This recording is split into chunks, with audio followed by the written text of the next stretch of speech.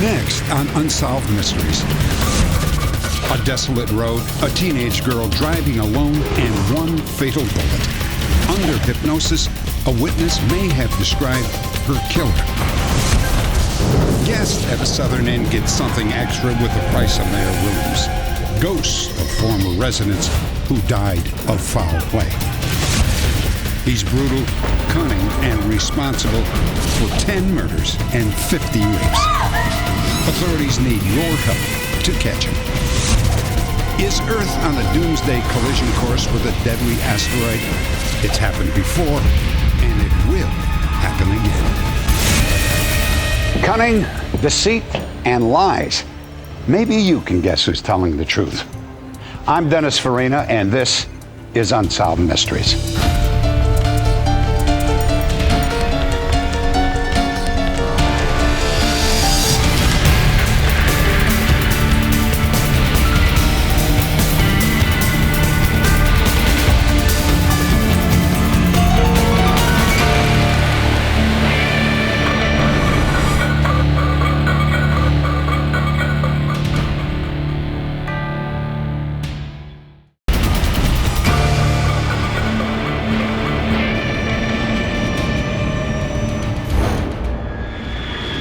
Valdez, North Carolina. On the night of December 22nd, a recent high school graduate, Rhonda Hinson, attends her first ever company Christmas party. At midnight, Rhonda leaves with two girlfriends. After dropping off her companions, Rhonda plans to make the 10-mile drive to her home, where she lives with her parents. At exactly 1 a.m., Rhonda's mother wakes up from a sound sleep with a strange premonition. I woke up feeling panicky, scared, because I felt like something had happened to Rhonda. I felt like Rhonda was dead. I felt like she had been in an automobile accident. I got up and I had a little CB scanner that you listen to, accidents and all that stuff on it. And for some odd reason, I just turned it on, thought maybe, if it'd been an accident, I'd hear on the scanner. And the minute I turned it on, it came over, that it'd been a homicide. 120, check a vehicle in the ditch, foot of Mineral Springs Mountain at I-40. Complainant reports blood in the front seat of same. Rhonda's car was discovered just a half a mile from her house. The driver's door was open, and a few feet away, Rhonda was found dead. She was lying on her back, and her arms appeared to have been deliberately placed at her side. She had been killed by a single bullet fired by a high-powered rifle. It tore through the trunk of her car, through her seat, and penetrated her heart. The hardest thing is living every day wondering who did this. Rhonda was the most loving, caring person that you've ever known. Rhonda was the type daughter that everybody would like to have. At first, the murder of Rhonda Hinson appeared to be a random act of violence. But as the investigation unfolded, disturbing clues emerged, suggesting that Rhonda may have been murdered by someone she knew. Several weeks after Rhonda's graduation, she began to act strangely. Previously happy to drive alone, she started asking her father to go with her on trips into town. And on one of these trips, she made a disturbing statement. Dad, I've got something to tell you, but I'm afraid to. I said, no matter whether it's good or bad, tell me. And she said, I'll think about it. And she never did explain, never did tell me why, what it was, she's afraid to tell me. Well, you keep your mind on your job, okay? Her mother also recalled a strange conversation shortly before Rhonda's death. I was wondering if it's ever okay to go with a married man. I said, Rhonda, there's never a time that it's all right to go with a married man. The only thing that comes from that is people getting hurt. Rhonda's comments suggested that she was under some kind of personal pressure. The police investigation began to uncover evidence that someone may have been stalking her the night that she was killed. Between 12:15 and 12:30 on the morning that Rhonda Hinson was murdered, a witness drove under the Interstate 40 bridge on Mineral Springs Mountain Road. She observed a blue Chevrolet facing in a northerly direction with two white males in the vehicle. The car was parked next to the same off-ramp that Rhonda used to exit. It was spotted 30 minutes before the fatal bullet was fired, and just 200 yards from where her body was found. Later that evening, another witness traveling down the same road passed a similar blue car with a single man at the wheel speeding away from the murder site. As he continued down the road, the witness saw Rhonda's vehicle parked at the same spot where her body was found. A woman was slumped over the steering wheel and a man was standing at her door. The witness did not get a close look at the man and drove on, assuming the couple had been drinking.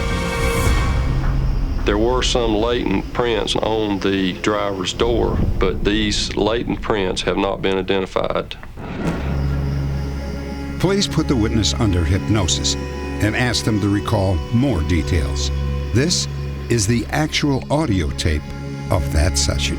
That Chevelle looks blue. 70 model, I believe. Looks like the front end has been messed up. It's in primer.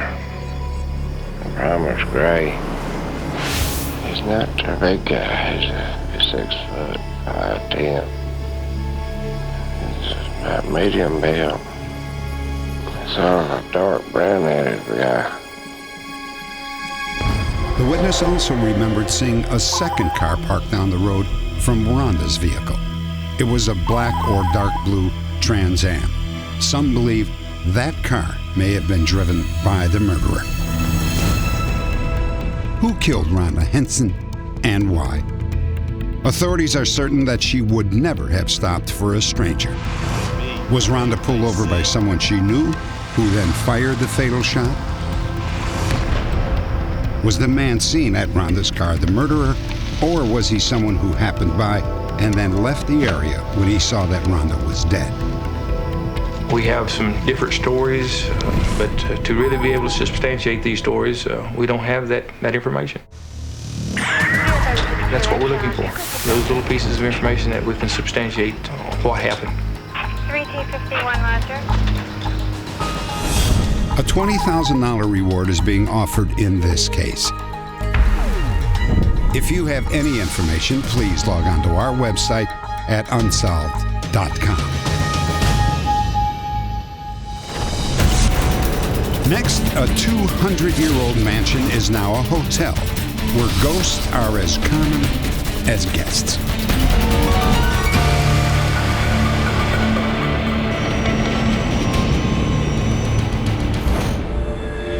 In St. Francisville, Louisiana, sits the Myrtles Plantation, a 200-year-old mansion that's been converted into a bed and breakfast. It claims to be one of America's most haunted houses.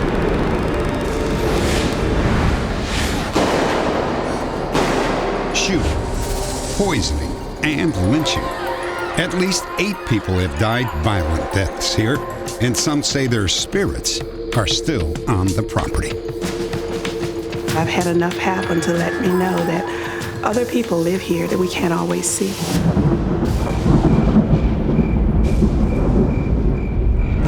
Legend has it that in 1796, the original owner, General David Bradford, built the house directly on top of an Indian burial ground. Since then, hundreds of ghostly sightings have occurred. Could it be that spirits are haunting the plantation? The Myrtles Plantation is said to be a window into the supernatural. Guests here know their stay might include a ghostly encounter. I guess I have to say I really didn't believe that there were actually ghosts or spirits there, that it was just folklore and legend. And it wasn't until I was already in that things began to happen that convinced me that yes, they are here. But by then it was too late. Financially, I couldn't afford to be scared. Right in. When Amy Campbell and her friend Michelle came to stay at the B&B one October, they were well informed of its ghostly past. We were very hesitant if we were going to stay all night because we had heard that the place was haunted. We had heard that there were ghosts that visit people at night, that tuck you in, fix your clothes. We weren't sure we wanted to experience any of that. I was sleeping for a little while and I woke up feeling bouncing on the end of my bed. And I saw a little girl jumping on the end of my bed. And I thought, surely I'm dreaming, and I stuck my head back under the covers. It kept bouncing and bouncing and bouncing. It felt like forever. And all of a sudden it stopped. And I looked back up at the little girl that was jumping on the bed was gone. The child ghost is thought to be Cornelia Woodruff, one of 4 people who died in a series of tragic events 175 years ago. Cornelia was the daughter of Judge Woodruff, whose family lived at the Myrtles in the early 1800s. When the Woodruff's house slave, Chloe, was caught eavesdropping on the judge, he decided to punish her. This is the 3rd time I've caught you. I wasn't listening. I will not tolerate this. Sir, please, no. The judge ordered Chloe's ear cut off. Afraid of also being sent to the fields to do hard labor, she devised a plan. She ground poisonous oleander leaves into a birthday cake, hoping to make the family sick. And then she would redeem herself by nursing them back to health. I baked your favorite cake, Miss Sarah. She may have thought she was boiling just enough oleander to make the family sick. Already knowing what was wrong, she would take care of them, be the hero, and be left in the household to take care of them. But Chloe's scheme backfired. Young Cornelia, her mother and sister, all died from the poison. A lot of guests want to know what happened to Chloe after the poisoning. It's believed that she was killed by a mixed mob. Black and whites were probably together. Of course, the other slaves were probably afraid of what was going to happen to them. She was supposedly beaten, hung, and then thrown into the river. It's believed that Cornelia, along with her mother and sister, has joined Chloe in haunting the house. Several years ago, Mark and Holly Parenti spent a frightening night at the Myrtles. Mark had been reluctant to visit, but knew that his wife would be intrigued by the hotel's history. It's known as one of the most haunted plantations in America, and I wasn't looking forward to finding out why. Come right up. It is. It's a beautiful house. It was scary. The thought of being in this haunted house was very scary, more probably to Mark than me, but I was scared too. Perhaps Mark and Holly had reason to be nervous. Another of the resident ghosts, a former owner named William Winters, was supposedly gunned down during the late 1800s. He is said to haunt the main staircase. Mark and Holly's room was just beyond that flight of stairs. My mind had gotten to me a little bit because I wouldn't let her turn the lights off. So we're laying in bed and she's sort of having a nervous chit-chat, and what I heard was a very deep sounding bang. Sounds like someone's on the steps. As soon as I heard that noise, you know, the adrenaline rush. No, Holly, stay here. Oh, come on. No. I want to look. If I had to venture a guess, it sounded like footsteps. The reason William Winters was murdered remains a mystery. Winters! William Winters! It was late one night in 1871 when a mysterious horseman appeared on the Myrtles' front lawn. Who's there? Are you William Winters? Yes, I'm William Winters.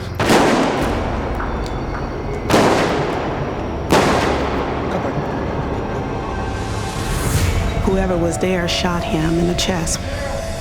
He made it back through the double doors, trying to reach his wife, Sarah. She was upstairs. Sarah! He only made it to the 17th step. He died there in her arms. All I know was that it was enough for me. You know, it was enough for me to make me want to leave. In a way, I think we were both hoping it might have been our imagination, but it definitely wasn't. There are certain times that I'm uncomfortable here. Certain times that, you could say I get the creeps. You can feel a sadness, or you can walk in and you hear, especially upstairs, footsteps. You know you hear them. Someone is right behind you. You can stop. The footsteps stop. Once you have the encounter and you feel the sensation, you will know that their intention is not to harm you. They are truly here to protect you. They protect this home. This is their station. This is their life. This is where they live. Next, a series of brutal rapes stretches across 400 miles, and a DNA match links them to the same suspect.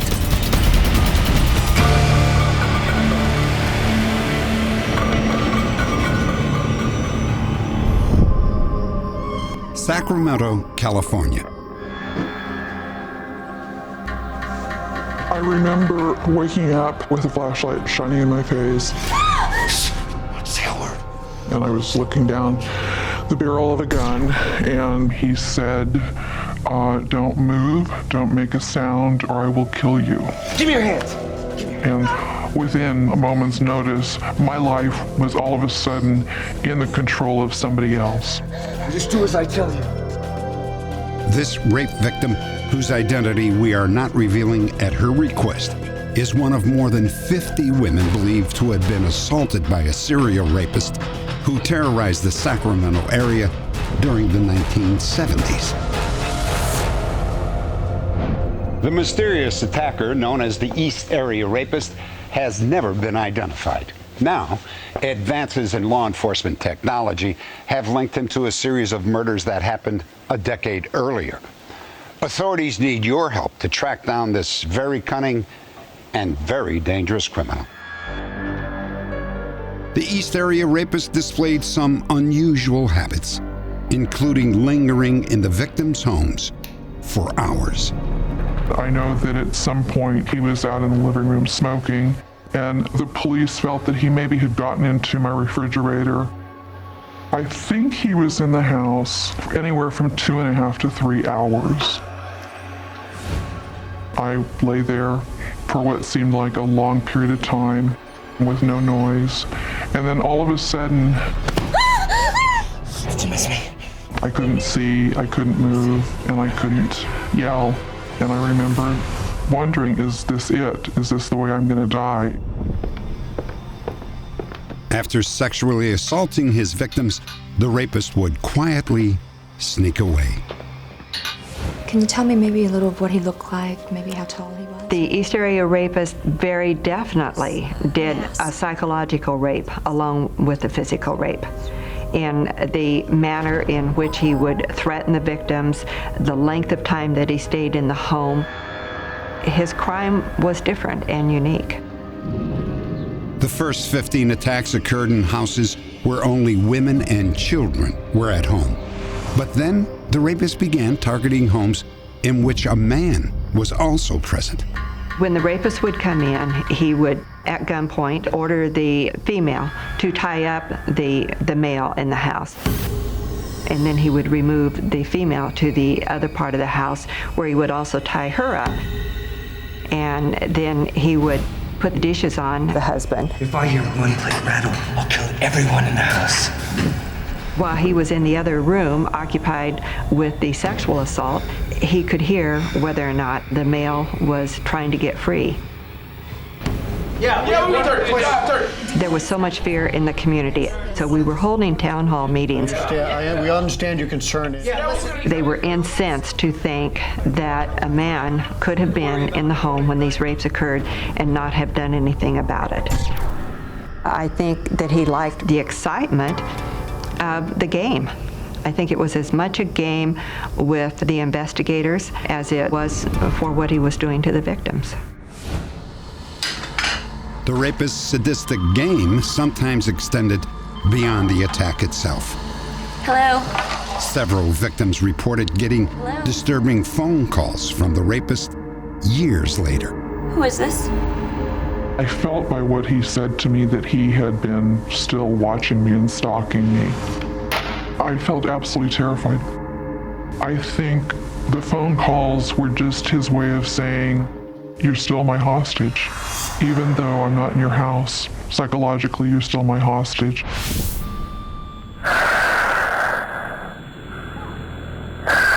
Police believe that this recording, made by one of the victims, is the actual voice of the rapist.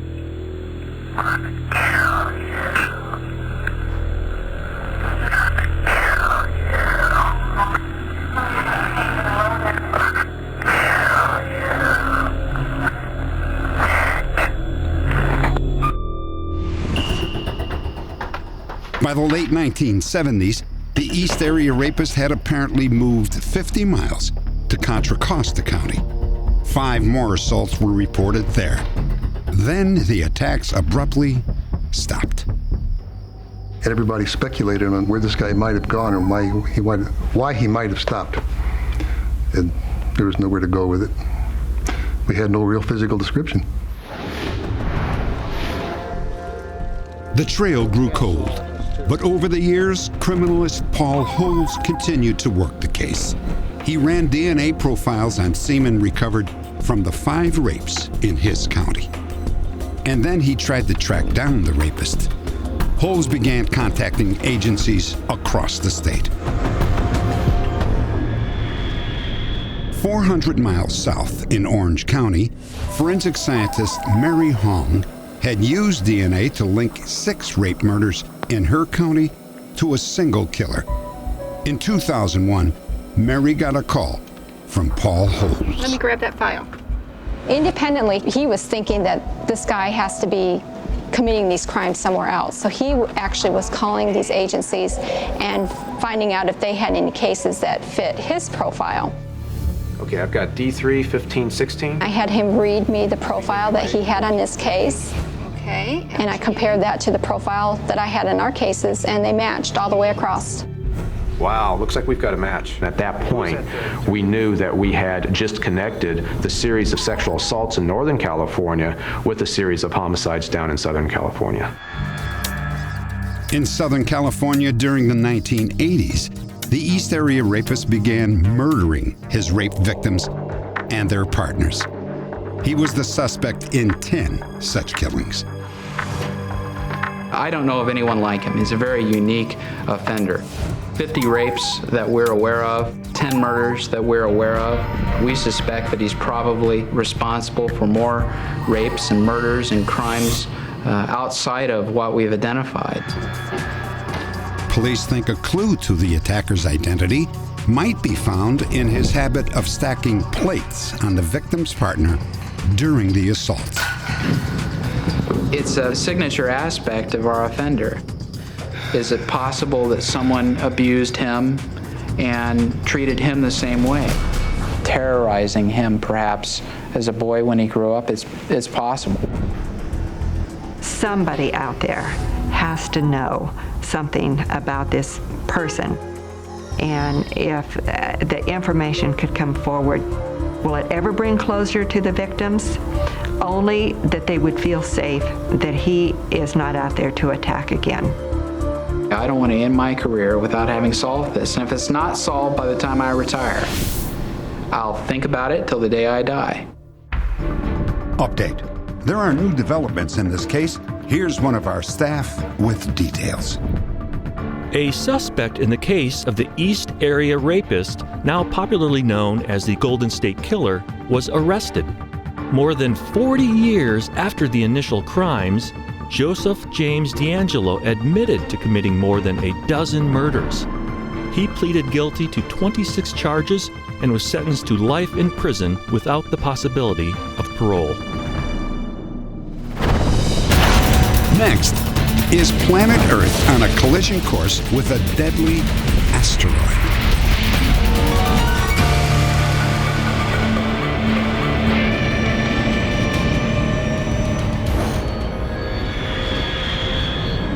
Imagine the entire country devastated in less than a minute. A large city wiped off the map in a matter of seconds. A nuclear nightmare? No. A natural disaster unlike anything in human history. And it will come from outer space. July 16th, 1994. A frightening preview.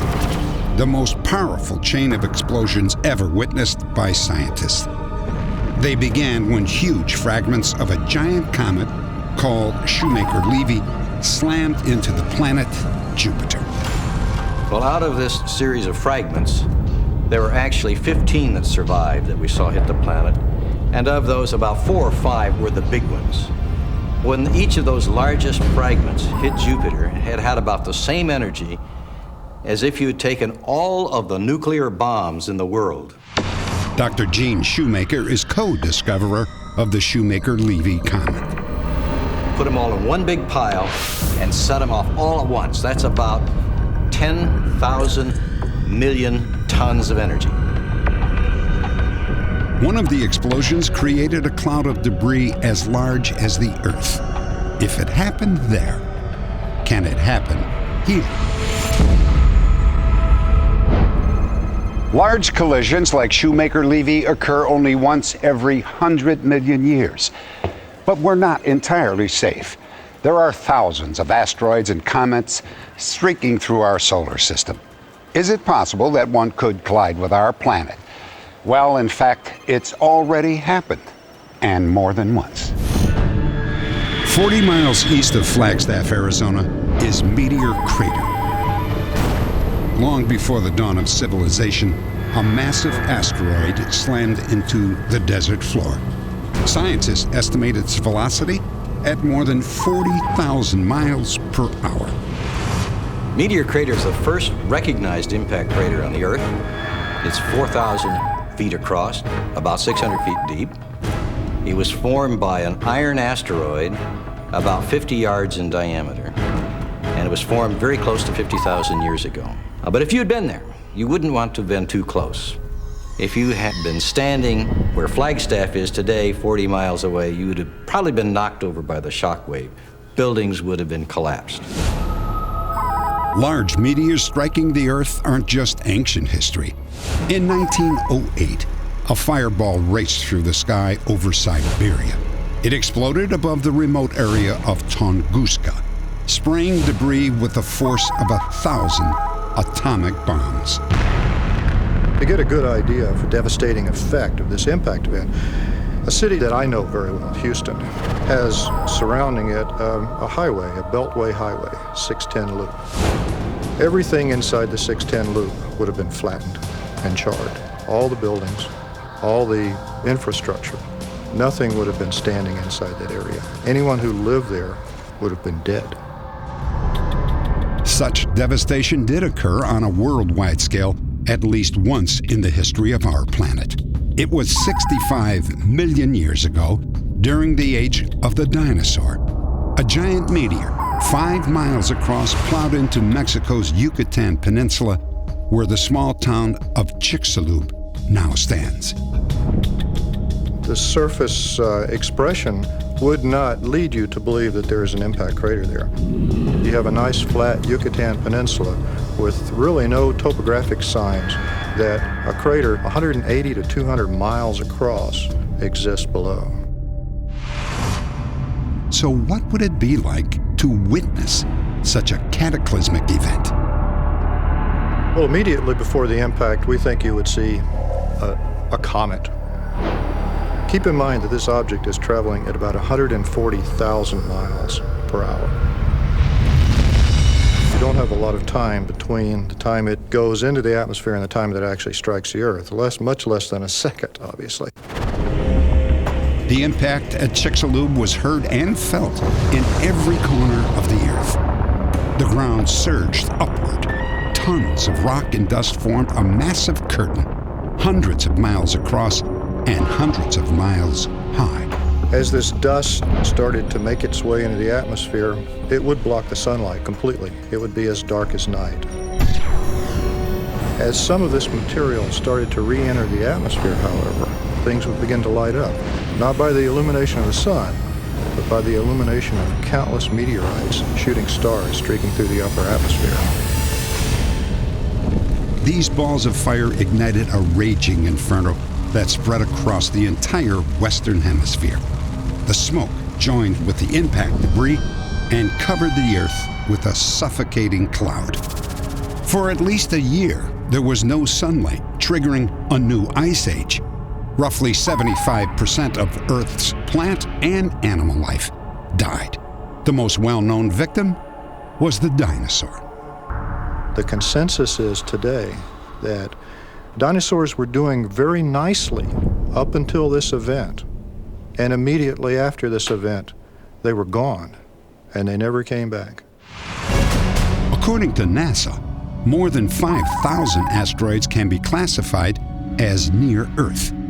Of those, nearly 1,000 are considered potentially dangerous for the planet. In 2004, scientists discovered a new asteroid named Apophis, a chunk of interplanetary rock between 700 and 1,000 feet across. Although it's too soon to know for sure, there's a small chance this near-Earth object will eventually collide with our planet. The date? April 13th, 2036. The hazard of impact in terms of loss of life on the Earth, you don't take out just 100,000 lives lost. You could wipe out half or more of the entire human population. If an event similar to the one that formed Chicxulub happened tomorrow, then there would be no civilization. There is no doubt about that. There would be widespread devastation, death like we have never even imagined. And there's no protection for it. It's just one of those things that we have to live with. Fortunately, however, events like Chicxulub are extremely rare.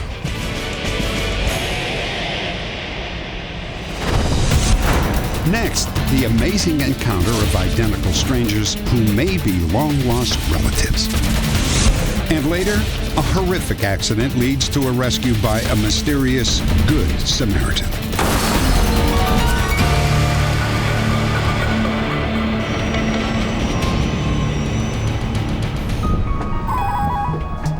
In December of 1943, Ken Palmer was a second lieutenant in the Army Air Corps. He was traveling from Texas to Wisconsin. During a change of trains, he had the most remarkable encounter of his life. Ken had the feeling that someone was staring at him, and then he saw why. He was being watched by his exact double. I was amazed. And both of us saw it, and both of us reacted so much to it. Both of us set down our bags and stared. And until I got hold of myself and extended my hand, he didn't move. He was just frozen, looking at himself in a different uniform. I'm Ken Palmer. My name is Palmer. My first thought, of course, was that he's closely related. We began to exchange our father's names, our grandfather's names, where we lived, things of this nature. And that didn't get it. My grandfather's from Brownsville. The two men couldn't find a single relative in common. But when Ken mentioned an old family legend, he was stunned by the stranger's response. My family often talks of this lost treasure in India. Two Palmer brothers were at a party in the court of St. James. They cut the queue off a court official. Yeah, that's right. They had to flee England. I mean, that's the story. They left a fortune. Well, not alone did he know about it, he added details that I checked out with Dad later, and they were accurate. Things that I didn't know. So it was perfectly obvious that we were related, and yet we couldn't understand how we could be. You write down your name and address. When I get back home, I'm going to contact you. I took his name and address, stuffed it in my pocket. I'll write you. Goodbye. Goodbye. I picked up my luggage and scooted off for my train. If I'd had the sense that God gave geese, I would have stopped right then, and we would have spent some time together. When I got on the train and settled, I reached in my pocket to get that slip of paper. It wasn't there. It all fell apart at that moment. I was devastated. Ken never saw his double again, and all attempts to find him have been unsuccessful. These pictures of Ken Palmer were taken in the 1940s. The man he met looked virtually identical. Like Ken, his last name was Palmer. His first name may have been Robert or James. I would like very much to find him or part of his family. How many times are you going to walk across the station and see that double? Out of all of the people in the United States, we walk into one another and we set down our bags and stare at one another. Magical moment. Ken believes that his double lived in the eastern United States, possibly New Jersey. At the time, the man was either a technical or staff sergeant in the Army Air Corps. If you have any information that could help clear up this case, please log on to our website at unsolved.com. Ocala, Florida. 48-year-old Wilma Drew was just a mile from home. She had driven up this hill hundreds of times. But a few miles away, a car had entered the highway going the wrong direction. It was headed straight for Wilma at 55 miles an hour. David Vitito was driving right behind Wilma. As we were approaching the crest, I saw headlights approaching us. And the minute the lights came into view, I immediately tried to get over in the right-hand lane to avoid the collision. I automatically, just in my gut, knew that somebody was going to be dead. David stopped to help. The driver and passenger in the wrong-way car seemed to be moving, but Wilma was not. She was pinned in her car, the steering column wedged up against her chest. The driver's window was open, but the other windows and all the doors were jammed. Go out to my truck. I'll get a tool. I'll be right back. I decided to run back to the truck to grab a tire tool, try to pry the door open, or whatever I could do to try to get in to assist her possibly better. Another good Samaritan, Matthew White, also stopped to help. The two men didn't know it, but Wilma's neck had been broken, cutting off her air passage. She was suffocating. All the doors are jammed. Her driver's side window was busted out, and we couldn't break the windows out, so we were trying to get someone who has something that could break the window. Hey, we need some help! David tried flagging down help.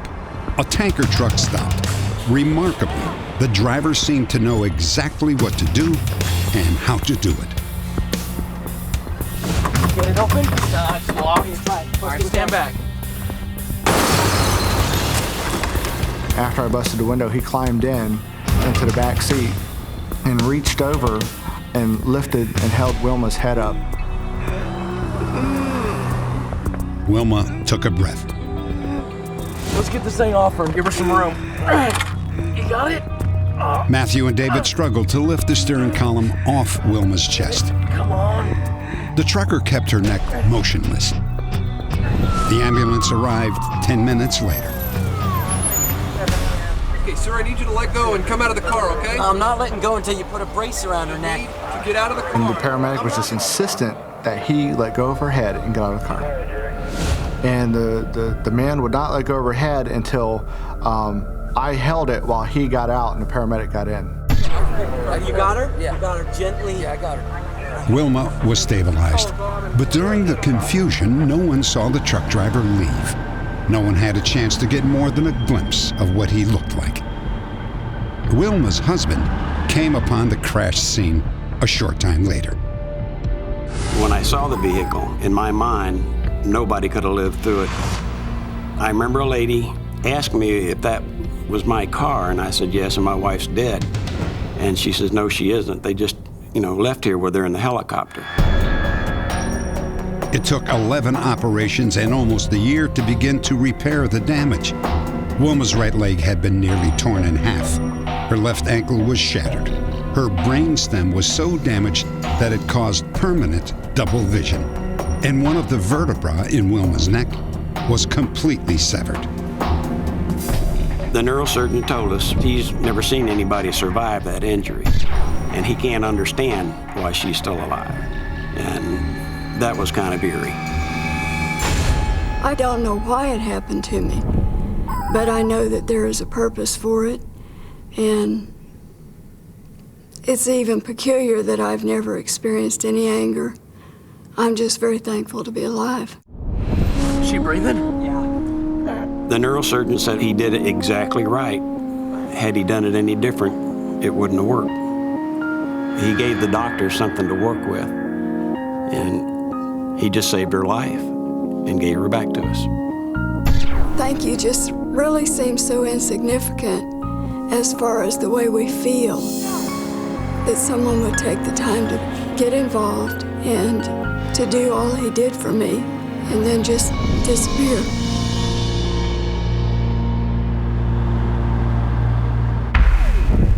Update.